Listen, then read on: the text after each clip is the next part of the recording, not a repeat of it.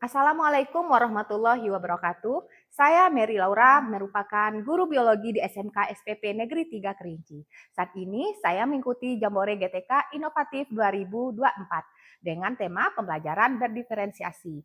Dan saya mengambil judul Ranggu Ketedalan, yaitu transformasi guru kreatif yang memanfaatkan teknologi dalam pembelajaran. SMK SPP 3 Kerinci merupakan salah satu sekolah negeri yang berada di Kabupaten Kerinci, Provinsi Jambi, yang memiliki 10 rombel belajar dan jumlah murid sebanyak 158 siswa.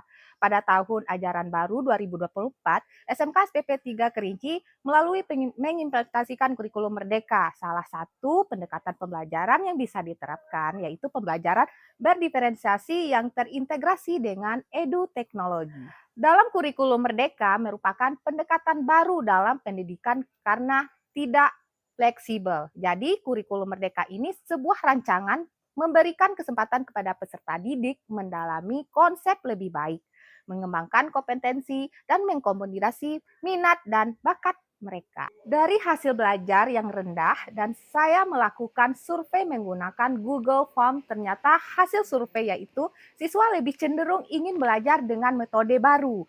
Dan terlihat beberapa ulasannya yaitu mengatakan alasan mereka lebih suka belajar praktek dari teori dikarenakan praktek itu lebih mengasihkan dan berkolaborasi karena memberikan kepuasan tersendiri serta mendorong mereka untuk terus belajar hal baru.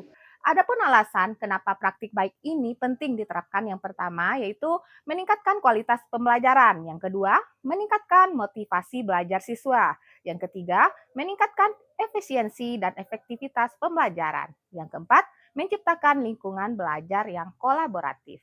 Dalam praktik baik ini, saya sebagai guru merupakan aktor yang memiliki tanggung jawab dalam merancang dan mengimplementasi pembelajaran yang kreatif, menyenangkan, dan juga mengasihkan demi mengubah cara belajar dari yang konvensional menjadi pembelajaran yang kekinian dengan memanfaatkan teknologi sesuai dengan kodrat alam dan kodrat zaman sehingga mampu meningkatkan motivasi belajar siswa.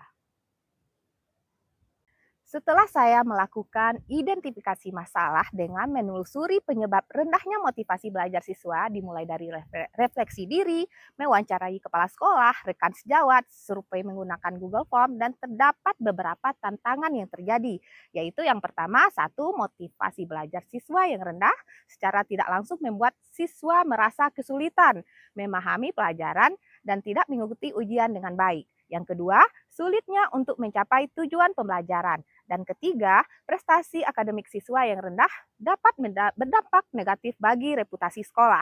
Dan yang keempat, sebagian guru senior belum mahir menggunakan teknologi dalam pembelajaran. Dari tantangan yang telah disebutkan tadi, untuk merancang pembelajaran berdiferensiasi, tentu saya membuat langkah awal yaitu asesmen diagnostik awal. Seperti saya melakukan atau mengumpulkan data tentang minat, gaya belajar, kekuatan dan kelemahan masing-masing siswa. Data ini saya dapatkan dari angket yang diisi oleh siswa, yaitu dengan membuat profil siswa dengan menggunakan data yang terkumpul untuk membuat profil singkat tentang setiap siswa.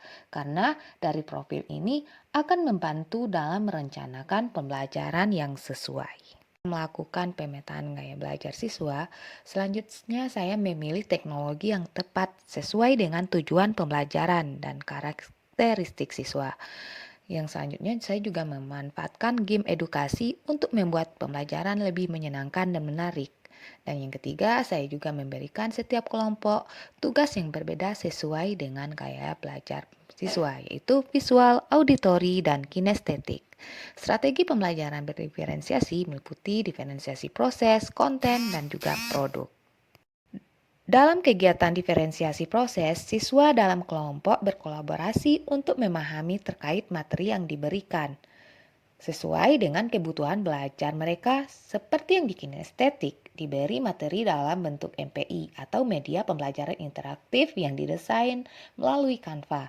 Dan yang auditori, siswa diberi materi dalam bentuk video, yaitu melalui YouTube, sesuai dengan tema pembelajaran. Dan yang visual diberi materi dalam memanfaatkan aplikasi edukatif atau Assembler Edu yang memungkinkan sebuah objek atau gambar akan terlihat nyata di hadapan mereka, dan siswa juga bisa membaca keterangan dari gambar melalui aplikasi tersebut. Pada diferensiasi konten, siswa mempelajari dan memahami lebih dalam lagi materi melalui diskusi dan hasil literatur dan menyimak pada materi yang diberikan. Dan pada diferensiasi produk, siswa mempresentasikan hasil diskusi mereka ke depan kelas. Faktor keberhasilan dari praktik baik ini adalah media yang sangat mudah dipahami, media yang menarik, media yang diberikan sesuai dengan gaya belajar siswa, serta pemanfaatan teknologi yang semua siswa bisa menggunakannya, seperti menggunakan MPI, media pembelajaran interaktif dari Canva, video YouTube, dan aplikasi Assembler Edu, itu gambar 3 dimensi. Selain itu, juga aplikasi CapCut untuk pengeditan video, kamera handphone yang memadai. Assalamualaikum warahmatullahi wabarakatuh. Perkenalkan, nama saya Asifa Azahra dari kelas 10 Atan 1. Saya sangat terbantu dengan adanya media pembelajaran seperti aplikasi teknologi untuk belajar yang Ibu Mary terapkan. Aplikasi ini juga memudahkan saya memahami konsep yang sulit. Selain itu, saya juga bisa belajar di mana saja dan kapan saja. Assalamualaikum warahmatullahi wabarakatuh. Perkenalkan, nama saya Muhammad Badrazil. Saya dari kelas 10 Atan 1. Kami sangat senang belajar menggunakan fitur Assembler Edu. Sangat menyenangkan. Kami merasa seperti sedang bermain game sambil belajar. Fitur 3 dimensi ini kayak nyata dan sangat menyenangkan dan tidak bosan. AR membuat materi pelajaran jadi lebih hidup dan mudah dipahami. Masya Allah, Bu Mary, pembelajaran yang Ibu rancang sungguh inovatif. Saya sangat terkesan dengan cara Ibu Mary menggabungkan teknologi dan diferensiasi dalam satu kegiatan belajar. Assalamualaikum warahmatullahi wabarakatuh. Saya orang tua dari Ruhi Gumaisya Afifah, kelas 10 Atan 1. Saya salut dengan dedikasi Bu Mary dalam mencari berbagai sumber belajar dalam memanfaatkan teknologi yang relevan untuk mendukung pembelajaran anak-anak kami di sekolah. Di tangan guru yang tepat, transformasi pembelajaran digital akan berdampak positif bagi siswa di kelas. Karena pembelajaran digital bisa membuat siswa lebih interaktif, inovatif, dan kreatif. Dan tentunya pembelajaran menjadi lebih membahagiakan dan menyenangkan. Secara keseluruhan, pengalaman ini sangat menginspirasi saya untuk terus mengembangkan praktik pembelajaran yang lebih inovatif dan berpusat pada siswa. Menciptakan pembelajaran menyenangkan itu, kita sebagai guru harus lebih kreatif dalam merancang pembelajaran agar hasil belajar siswa lebih maksimal, serta menyediakan media yang sesuai dengan kesiapan belajar, minat, dan profil belajar murid. Selain itu, sebagai seorang guru harus mengembangkan diri, meningkatkan kompetensi agar dapat menciptakan pembelajaran yang bermakna dan berkualitas bagi siswa. Demikian pemaparan video praktik baik saya di SMK SPP Negeri 3 Kerinci. Semoga video ini dapat menginspirasi guru di Indonesia dan guru di Provinsi Jambi pada khususnya. Sekian, terima kasih. Wassalamualaikum warahmatullahi wabarakatuh.